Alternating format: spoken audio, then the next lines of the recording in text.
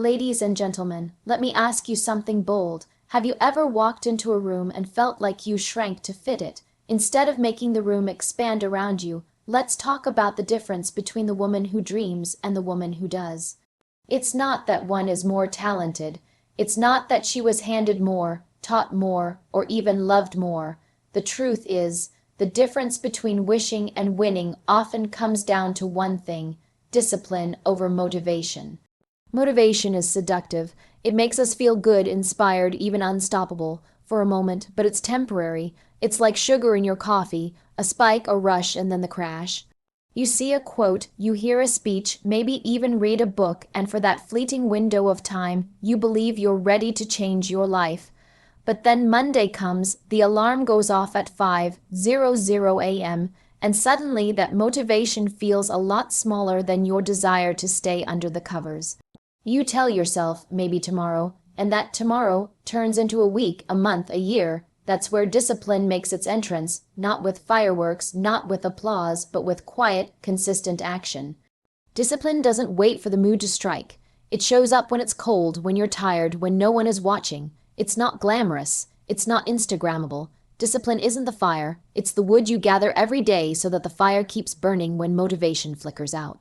That woman you admire, the one building empires, raising kids, chasing her dream, staying in shape, protecting her peace, she isn't doing it because she's constantly motivated. She's doing it because she made a decision. And she honors that decision with discipline, not just emotion. There's something powerful about choosing to do something even when you don't feel like it. When your body says no, and your mind whispers yes, and you listen to your mind. That's where self-respect is born. That's how confidence is built, not from compliments but from self-trust. Every time you show up for yourself, especially when it's hard, you remind your soul, I can count on me, and that's real power. The problem is we live in a culture addicted to comfort. We glorify ease, convenience, and instant gratification. But hi, Al, you women know that ease is the enemy of excellence. They don't chase convenience, they chase growth. They don't ask, what feels good right now? They ask, what will feel right 5 years from now? Discipline makes that future version of you possible, the one who walks into a room calm, centered, and unshakable. The one who didn't get lucky, she got up. The truth is, motivation is a guest. It comes and goes as it pleases. Discipline is the homeowner. It pays the bills. It stays during storms. It does the dishes. Discipline is what keeps your promise to yourself when nobody else even knows you made one. And that kind of integrity, that's rare, that's magnetic, that's what makes a woman hive. You not just in the eyes of the world, but in the mirror she wakes up to every morning. What does discipline look like in real life? It's going to the gym when you'd rather watch Netflix. It's putting your phone down and picking your book up. It's walking away from people who drain you, even when being alone feels heavy. It's waking up early to build something no one sees yet. It's choosing your mission over your mood, again and again and again. And no, it's not about perfection. It's not about never slipping. It's about getting back up every time you do. Discipline doesn't mean you always win. It means you never quit, even when your legs shake, even when your voice cracks, even when you're the only one clapping for yourself. So when motivation abandons you, and it will, what's left? Who are you when no one is cheering, when the likes disappear, when the novelty wears off? That's when you discover your true strength. That's when you stop being someone with potential and start being someone with purpose. Discipline over motivation isn't just a mindset. It's a revolution, a quiet, powerful rebellion against excuses, against fear, against the part of you that wants to stay small.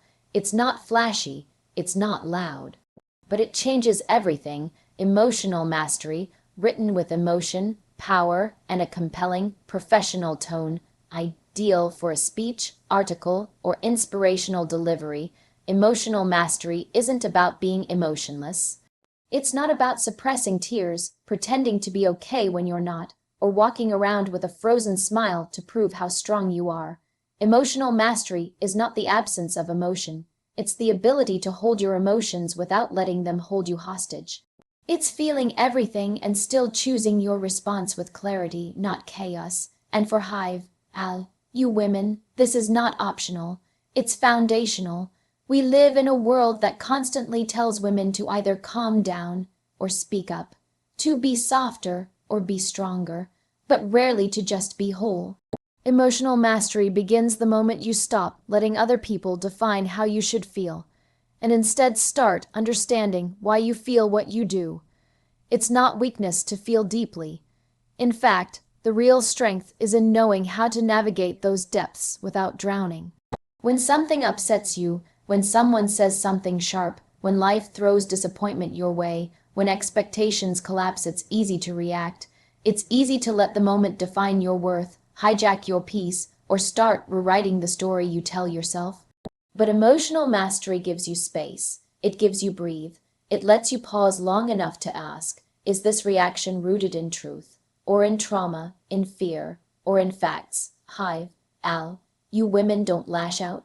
They lean in not to chaos, but to understanding. They don't let anger become their language or sadness become their identity. They recognize emotions as signals, not commands. Anger might rise, but it doesn't rule. Sadness may whisper, but it doesn't paralyze. Joy is welcomed, but not chased as an escape. Every feeling is honored, but none are given the steering wheel. That's mastery. It's about emotional accountability. Nobody makes you feel something. You interpret, you assign meaning, you choose what to carry. And yes, the pain might be real, the betrayal might cut deep, the stress might sit on your shoulders like a weight. But emotional mastery asks you to hold that weight without letting it bend your integrity. To feel the fire, but not burn others with it. To grieve, but not give up. To want to scream and still choose silence when silence protects your peace. People will provoke you, life will pressure you, but emotional mastery teaches you this powerful truth. Not everything deserves your reaction. Not everyone earns your energy. Sometimes the most courageous thing you can do is not respond. Not because you don't care, but because you do. About yourself, this is not about becoming cold. It's about becoming conscious. It's about choosing grace over impulsiveness, dignity over drama, growth over guilt. It's about staying rooted while the storm rages. And that strength, that stillness, is the signature of a woman who has done her inner work. And let's not confuse being emotionally reactive with being passionate. Passion is direction with power. Reactivity is power without direction. One builds, the other breaks. One inspires, the other intimidates. High-value women know the difference, and they live it. When a high-value woman enters conflict, she brings calm. When she enters joy, she brings presence. When she enters grief, she brings compassion. And it's not because she doesn't feel what others feel, it's because she's learned how to carry it. She has built an inner architecture strong enough to hold joy and sorrow, hope and disappointment, all in the same breath. That's not easy, but it's necessary, because the world doesn't need more noise. It needs more women who are anchored. You see, emotional mastery gives you options. It gives you the option to choose how you show up. It gives you freedom, not from emotion, but through it. You become trustworthy to yourself and to others. People feel safe around you, not because you never get upset, but because they know you won't erupt. They know your power isn't wild, it's wise, and that wisdom, that doesn't come from books or quotes or podcasts. It comes from the quiet battles no one sees, the nights you sat with your pain and didn't numb it, the mornings you woke up with anxiety and still showed up, the moments you wanted to scream and instead, you breathed. It comes from doing the work no one claps for. This is emotional mastery. Not perfection, but presence, not control, but choice. It's the invisible strength that allows you to lead, love, and live without losing yourself in the process. It's not easy, but for a woman who is becoming everything she was meant to be, it's essential. Let me know if you'd like to continue with the next habit in the same tone and style. Presence with purpose, written in a vivid, emotionally rich, and professional tone for delivery as a compelling speech, article, or narrative. There's a quiet power in the way a hive, you woman, enters a room. It's not loud. It doesn't beg for attention. It doesn't wear desperation or disguise itself in arrogance. It just is. There's something about the way she holds her space, the way her eyes meet the world, the way her stillness speaks louder than most people's shouting. That's not just confidence, it's presence with purpose, and you can't fake that, you can't borrow it, you have to become it. Presence is the energy you carry before you even say a word. It's how you show up before you shake a hand, post a photo, or make your move. You felt it before, when someone walks in and the air shifts just slightly, when they don't need to announce themselves because their essence already did. That's not magic, that's alignment. That's the product of someone who knows who she is and what she came for. That's what makes her unforgettable, not just her look, not just her title, but the intention behind her existence. This is what separates those who pass through life and those who leave an imprint. Too many people walk into rooms hoping to be accepted. They shrink their voice, their power, their truth, just to take up less space. They sit with crossed arms, speak in safe tones, and measure their words so carefully that their soul never actually speaks. Presence with purpose says, no more shrinking. I don't enter the room to ask permission. I enter the room because I have something to offer, and if I don't belong at that table, I'll build my own. But here's the truth most won't tell you. You can't have real presence without doing the internal work. You can't pretend your way into power. People feel what's real. If you're full of insecurity, anxiety, bitterness, you can't cover that with makeup or a carefully curated brand. You must become someone who is clear about your worth, clear about your voice, and clear about your purpose, because clarity is magnetic, and when you're clear, you don't compete, you contribute. You walk in not with an ego, but with energy that says, I am here for a reason, and purpose, that's the compass. It's what keeps you anchored when doubt creeps in, because it will. There will be rooms that feel too big, conversations that feel intimidating, people who try to dim your light. But when you're grounded in purpose, you don't need to outperform. You just need to align. You stop wondering, do they like me? And start asking, is this aligned with my values, my goals, my truth? That's where your power sharpens. Presence with purpose is not about dominating others. It's about being so rooted in who you are that no one else can decide that for you. It's knowing that you don't have to be the loudest voice to be heard. Sometimes it's the one who listens most deeply who speaks with the most authority. Sometimes it's the one who stands back with grace, watching, waiting, choosing her moment, who leads the most powerfully. You don't get that kind of presence overnight. You build it, in moments no one sees, when you say no to things that no longer serve you, when you commit to growth even when it's uncomfortable, when you practice stillness in a world addicted to noise. When you learn to hold eye contact with yourself in the mirror and believe what you see. That's how presence is born, not through performance, but through intention. And yes, people will notice. They'll wonder what it is about you. Why you seem so calm when others are frazzled. Why your words land when others ramble. Why you walk into a room like you belong there, even if no one else looks like you, thinks like you, or expects you to succeed. And you won't need to explain it, because your energy already said it all. I am not here by accident. I am here with purpose. The world doesn't need more noise. It needs more women who walk with presence, speak with clarity, and move with purpose. Not just in their careers, not just on stages, but in conversations, relationships, decisions, every moment of every day.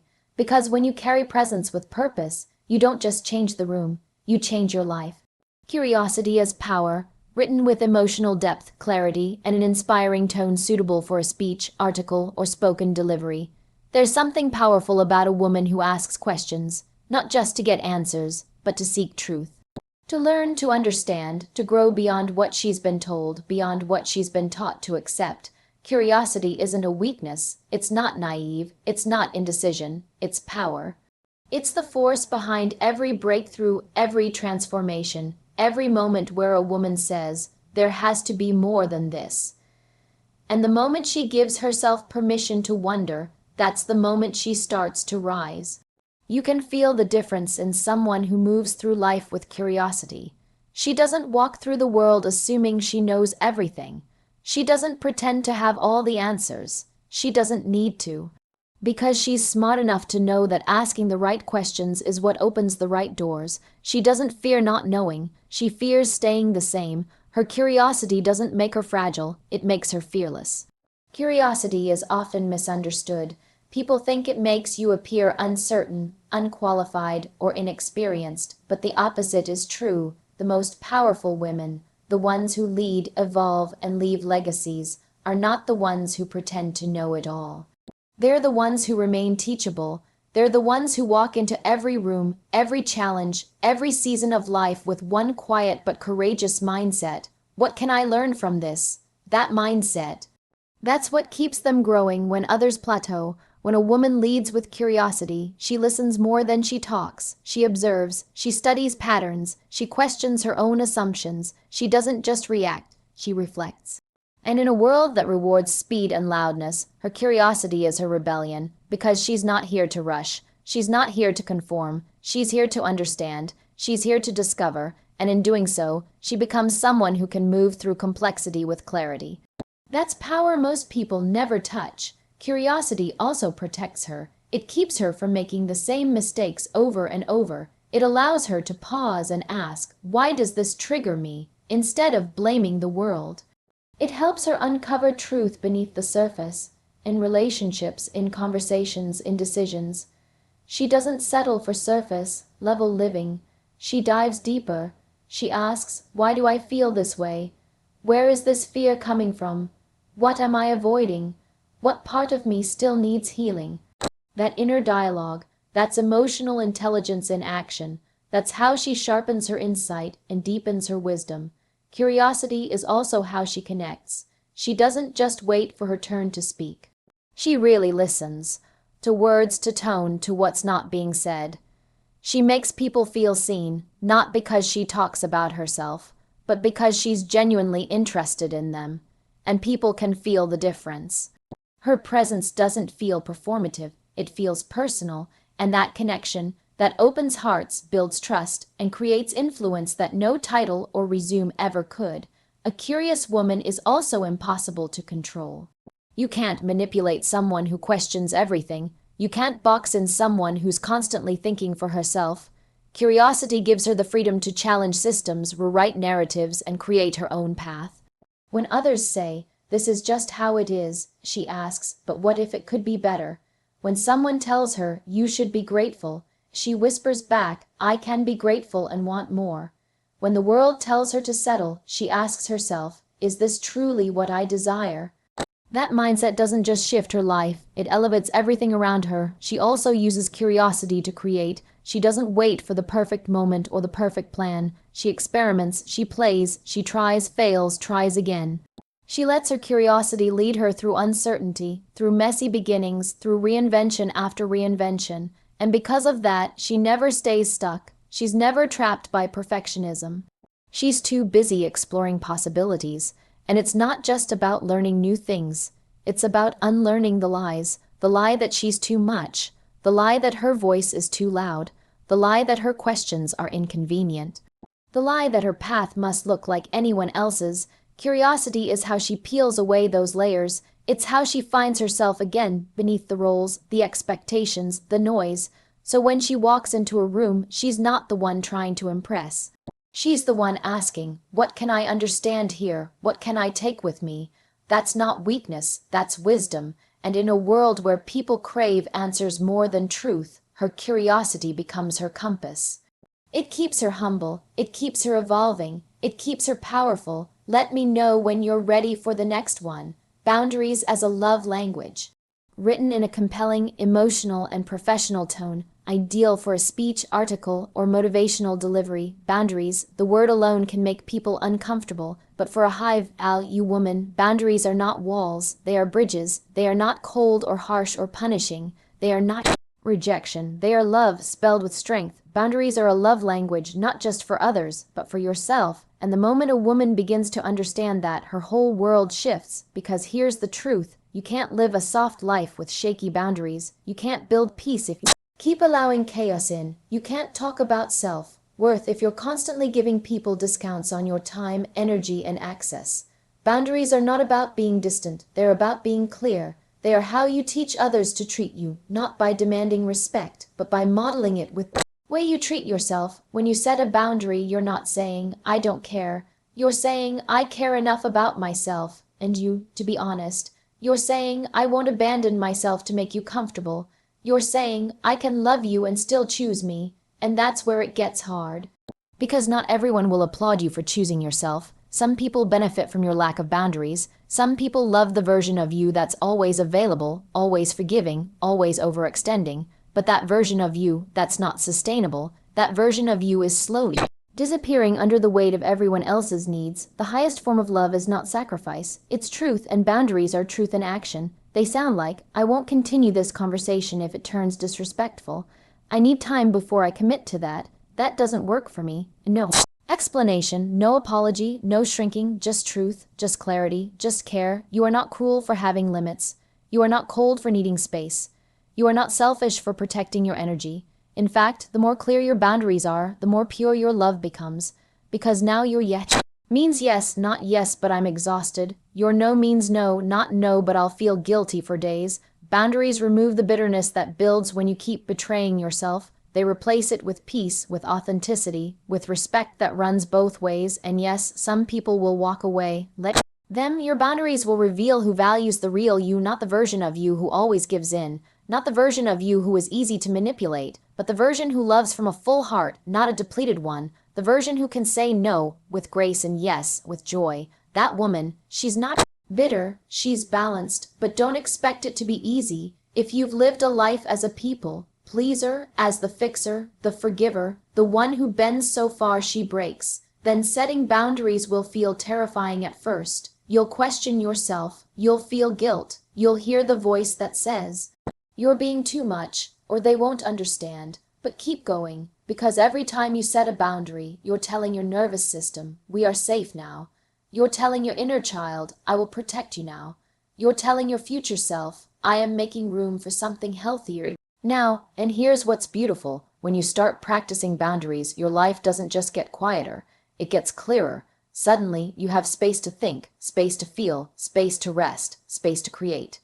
You have time for what matters because you're no longer busy managing everyone else's comfort. You begin to attract people who don't just tolerate your boundaries, they respect them, because the right people won't be pushed away by your boundaries. They'll be drawn to your clarity. They'll love that you're not afraid to be honest, that you don't say yes when you mean no, that you don't stretch yourself thin to prove your love. That's when love becomes mutual, safe, rooted. That's when friendships deepen, relationships mature, and your self-trust becomes unshakable. That's when you stop waiting for someone to choose you, and you choose yourself first, every time, not in spite of love, but because of it. So yes, boundaries are a love language, the most honest, powerful, and healing one there is. And the woman who speaks it fluently, she's not angry, she's not difficult, she's not closed off. She's simply done sacrificing her peace for approval, and that makes her unstoppable. Legacy over likes. Written in an emotionally resonant, powerful tone suitable for a speech, essay, or personal development message. There comes a point in every woman's life when she realizes that applause doesn't equal impact, that being seen isn't the same as being remembered, that popularity fades but purpose echoes, and that moment, that shift, that's when she stops chasing likes and starts building a legacy. We live in a culture obsessed with visibility, where everything is about numbers, followers, views, shares, where worth is often measured in digital validation. But hi, Val. You woman knows better. She knows that who she is offline matters more than who she pretends to be online. That the most meaningful things she'll ever create might never go viral. That some of the most powerful conversations she'll have will never be recorded, but they will leave marks on hearts, on lives, on the world. Legacy isn't loud. It doesn't need hashtags. It doesn't beg for attention. Legacy is what you leave behind when the room is empty, when the lights are off, when no one is clapping. It's how you made people feel. It's the example you set. It's the values you stood on when it wasn't trendy. Legacy is the result of quiet consistency, not public applause. The woman who chooses legacy over likes is playing a different game. She's not interested in looking successful. She's committed to being significant. She's not posting to impress. She's building to impact. Her value doesn't spike with trends. It's steady, rooted, long lasting, because she's not focused on moments, she's focused on meaning, and meaning takes time. She knows that her voice matters more than her image, that what she builds in her children, in her clients, in her community, that is real influence. And influence isn't just about reach, it's about depth. It's about how far your integrity goes when no one's watching. It's about whether your name brings light into the room or leaves shadows behind it. When you live for likes, you become addicted to approval. You become reactive. You become whatever people want you to be that day. But when you live for legacy, you become solid, grounded, intentional. You choose values over validation.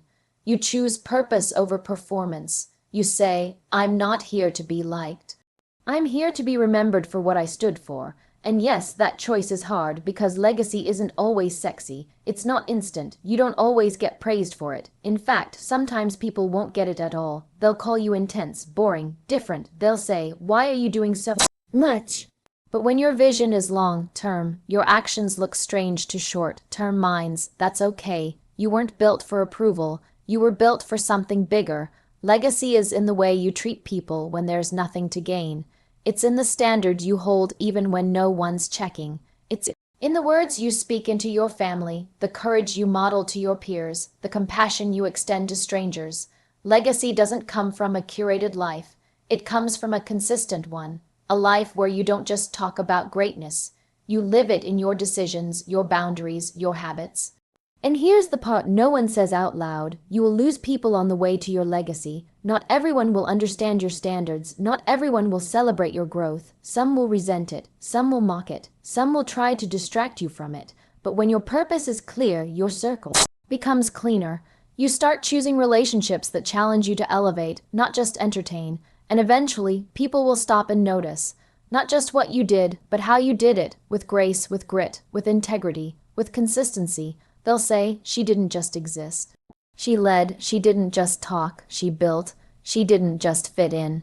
She left something behind. That is legacy, not just what you create, but who you become. Not just the success you achieve, but the lives you change. Not just what you did while you were here, but what still lives because you were. So while others are busy chasing attention, a high, Val, you woman is chasing alignment. She's crafting a life that means something. She's investing in things that last. She's choosing substance over status because she knows one day the likes will stop, the applause will fade, the crowd will move on, but her legacy, that will speak long after she's gone.